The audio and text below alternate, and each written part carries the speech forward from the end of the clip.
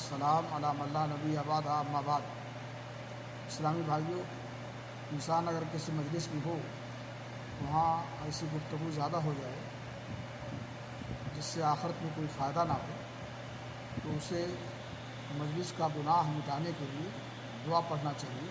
سنن ترمذی کی حدیث ہے، رسول اکرم صلی اللہ علیہ وسلم نے فرمایا من جلس فی مجلس فکثر فیہ لغطہ ویقول قبل ان یقوم من مجلسہ ذلک سبحانک اللہم وبحمدک اشہد ان لا الہ الا انت استغفرک واتوب الیک الا غفر له ما کان فی مجلسہ ذلک۔